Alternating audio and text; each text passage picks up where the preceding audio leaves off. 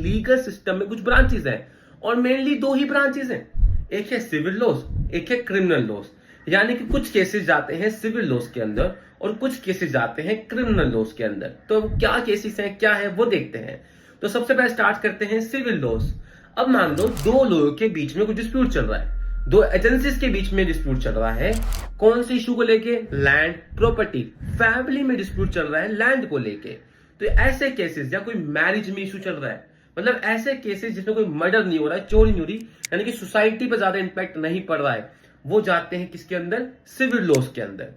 Civil laws के अंदर ये सारे केसेस स्टार्ट होते हैं कैसे? कोर्ट में पिटिशन डाल के एंड इसको सोल्व करते हुए सुप्रीम कोर्ट या हाई कोर्ट या डिस्ट्रिक्ट कोर्ट डिसीजन लेते हुए क्या करता है? तो कंपनसेट करता है। यानी कि मान लो दो लोग लड़ रहे थे लैंड को लेके, तो किसको कितना लैंड मिलेगा या किसको कितना पैसा आपस में देना है, कंपनसेट होता है इसके अंदर जनरली। अब बात करते हैं क्रिमिनल लॉज। तो क्रिमिनल लॉज जो सोसाइटी को हार्म कर रहे हैं, मतलब प्रॉब्लम क्रिएट कर रहे हैं पूरी स्टेट के लिए, सोसाइटी के लिए, कंट्री के लिए, वो केसेस जाते हैं कहां पे? क्रिमिनल लॉज के अंदर। फॉर एग्जांपल मर्डर, चोरी, हरेसमेंट, ऐसे किसी जाते हैं क्रिमिनल लॉज में, वो सिविल लॉज में नहीं जाएंगे। और ये स्टार्ट कैसे होता है? तो अगर किसी भी इंडिविजुअल ने कोई हरेसमेंट करी है, मर्डर करा है, चोरी करा है एक्सेट्रा, तो उसके अगेंस्ट फाइल होती है FIR।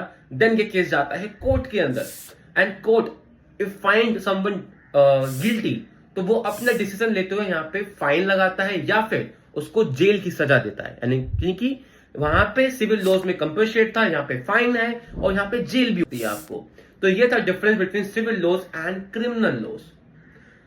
ध्यान से देखना।